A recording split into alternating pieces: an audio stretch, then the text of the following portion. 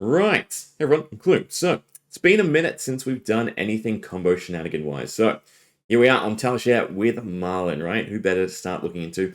Death Dealer and New Horizon, trying to shoot as many endless arrows as we possibly can. But I do actually want to, spend a little bit of time going over Death Dealer and New Horizon as well, because they are quite impactful cards to the other side of Marlynn. So, although Tall is shaping up really nice with our big harpoons, there is potentially a case for Death Dealer, right? A New Horizon just as a way to easily get to Arsenal slots is good enough by itself. But yeah, Death Dealer being a load 2, basically being Lexi's bow, right? I think is kind of nice. So yeah, we'll show off the sequence and then we'll go look into that for a little bit. So what are we doing? Well, rapid fire to give our arrows go again to start off. We don't actually want to use its reload proc since then it denies us our Death Dealer. We can crack our Spring Tunic so that we can Death Dealer for free. Double load, so endless arrow, draw, reload thanks to Marlynn. So it gets us both endless arrows in our arsenal. Rain Razors for our starting buff. Tri-shot so that we can continue to proc Death Dealer. And then we can start looping that sort of situation over and over. So 2 6s for endless arrow. Your opponent can definitely deny them, right? And stop them getting back to hand. Which then, of course, would shut down the sequence. But we're here for the fun side of things, right? So do forgive me if it's a little bit outside the realm of possibility. But pitch for our Death Dealer. Load twice, find ourselves another Rain Razor once Talishare catches up. Beautiful. Continue buffing. Now, 2 8s, that is a bit more questionable, right? At 2 8s, I feel like one Endless Arrow would definitely get over your opponent and get one back in tow, right? So you cut the Tri-Shot out and just do 16. That's kind of solid by itself. But, we want as big as possibly we can get. So it's definitely Endless into some other shenanigans, right? So there's another Tri-Shot to get us 2 more charges of our Death Dealer. We'll send another 16. Beautiful. And then use Tri-Shot. Get 2 more charges. 1 resource left. So on top is definitely another pitchable. 2 more Endlesses for another 16. So I think we're already at the 100 damage. I gotta say, Talishare, right, people, if you're watching, because you've responded a couple times on my videos. Why? Why did you take away the tracker, right? I like seeing how much damage we do. I know you had to cap it because the bot became killable, thanks to Zen. But, trackable. Anyway, Death Dealer, pitch out Titanium Bubble. See if you can do some quick math, right? How much damage is going to amount to? Or take a guess. Where do you think Marlynn clocks out, right? So we've had some pretty hefty amounts of damage. I think 200 to 300 is generally a nice combo sequence, and then the outliers are way above that. But yeah, Marlynn should be pretty sizable, right? The fact that we're just continuously sending 16s at this point, well, it's actually 20s now, right? Yeah, 10 apiece, thanks to our Endless Arrows. That in itself is nice, but we are out of charges of our Death Dealer, unfortunately. So, then comes the other draw, 3 of a kind. Now, 3 of a kind, we don't quite have the resources for, right? Well, luckily for us, our Endless Arrows do return to hand, meaning that we can use 3 of a kind and pitch an Endless Arrow, right? So now we can start finding some of our other arrows. We get 2 loads thanks to Marlynn's ability, so Endless and a Bolt and Shot, and then we can use Bolt and Shot to reload our 3 of a kind. So we're still sending a sizable chunk of damage, a 10 into a 10, right? So it's still 20s all around. Reload our 3 of a kind, play our 3 of a kind, pitch our pitchable, and find the other 3, basically, right? So yeah, lots of looping of basically the same sort of card situations over and over, but there are some nice things we can do, such as cash out, which is a thought in itself as sort of a game closer, right? Since it's, free reload on board if you can just continue cycling blue. So it and Endless Arrow could definitely be a sizable turn if you've gone over your opponent's hand, right? But we'll stick with 3 of a kind for now. Play it again. Beautiful. I think that's the last one. Yep, it is. So Endless and a Bolt and Shot. Right, and this time we'll load our cash out. And Sift is another card that I do actually want to make mention of, right? Because it is quite interesting, especially if we do get to a critical mass of gold, right? So we'll load the cash out, but Sift. So Sift allows us to cycle 2 cards and draw that many cards, meaning, again, with New Horizon, this is a load 2. The fact that this is loading 2 arrows and cycling 2 cards is kind of nice to me, right? So potentially, especially with the fact that we can generate our Goldfin Harpoon, I do like Sift, because it doesn't necessarily have to be a minus to hand. But for the sake of this combo, it's definitely not useful. Now, we are past the point of being able to draw multiple times, again, other side from Sift, so we don't need our New Horizon anymore, so we'll cash out all of our equipment minus the bow, since we do need the bow to continue shooting our arrows, but a 5 chunk of silver, right? It's definitely nice, because now all we have to do, pop the silver, pitch a blue, load an Endless Arrow, right? And with our 3 Rain Razors, this is 10 damage apiece, so that's 50 damage. That puts a Melody to shame, unfortunately, right? Because her combo generally caps out at 44 from memory, right? So this is definitely a little bit nicer, sending another 50 worth of damage thanks to our endless arrows.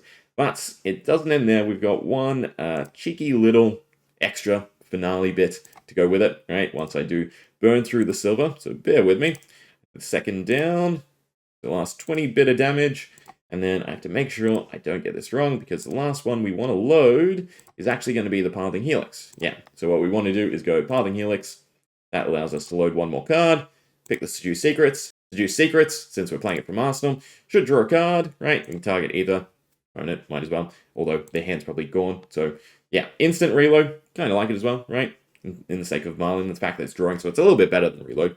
But then we can do another Pathing Helix, shoot another Pathing Helix, and then end with our final Endless Arrow. Beautiful. So, question is, how much damage do we cap out at?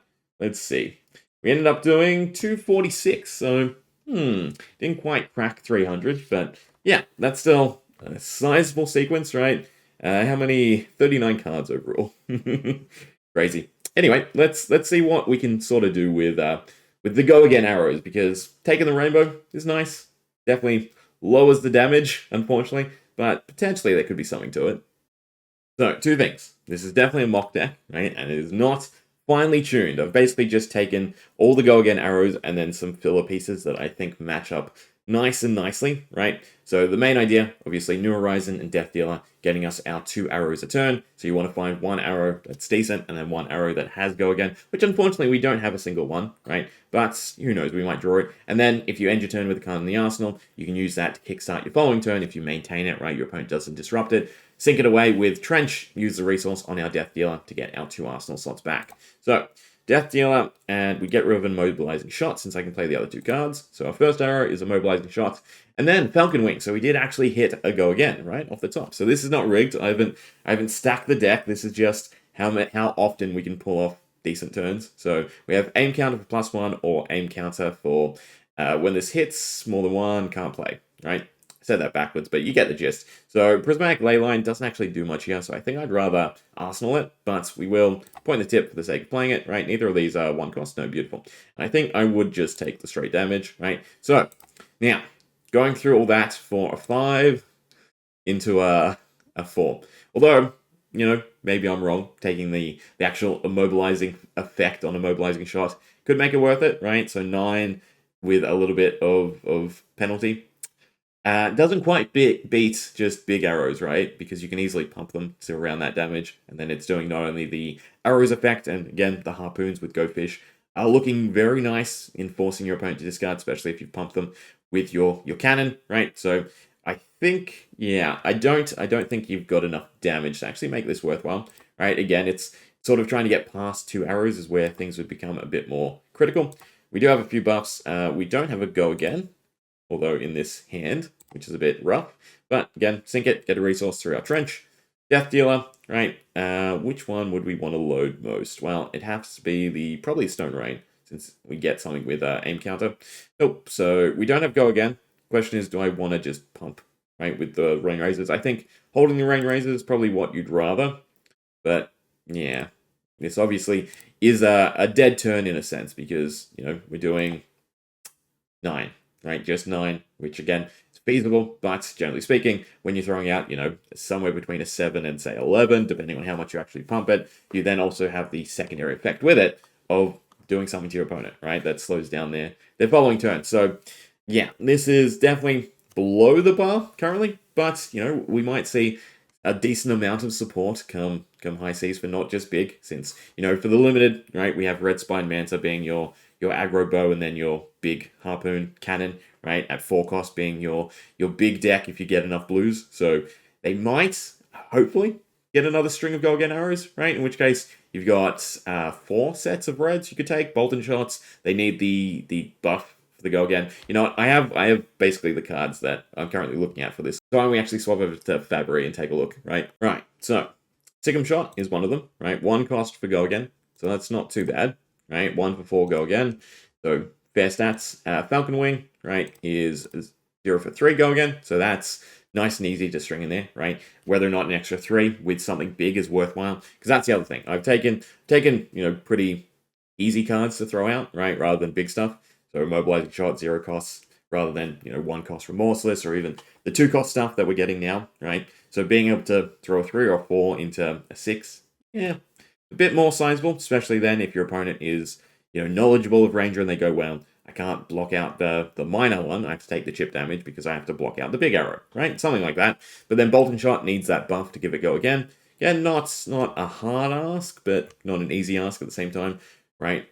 Again, probably find 1 go again arrow, 1 other arrow, and a buff is where we're at, then have 1 card to pitch away to activate your Death Dealer, to then also play your buffs and your big arrow. It's workable, right? Take enough blues, and yeah, have a go again. But it's not aggro in the sense of, is it worth taking Death Dealer over, say, again, just our Harpoon Cannon and having enough gold to reload off of just drawing, right? Because drawing with gold is significantly better. Again, metric-wise, if we're taking the same blues, we're floating a resource each time, which makes those 2 cost arrows 1 cost arrow, right?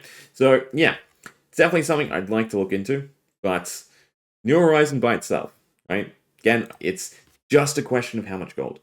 If there's enough gold to then, again, throw in the go again arrows, even the minor ones, and try for those 2 arrow turns, New Horizon is definitely worthwhile. But if you're not generating enough gold, if the aim is just 1 gold a turn as your reload with your big Harpoon Cannon, then I don't think New Horizon is necessary. Still good, but not necessary.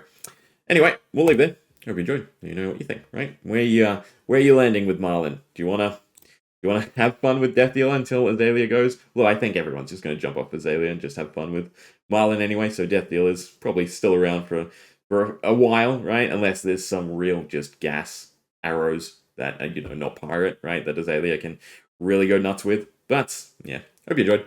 See ya.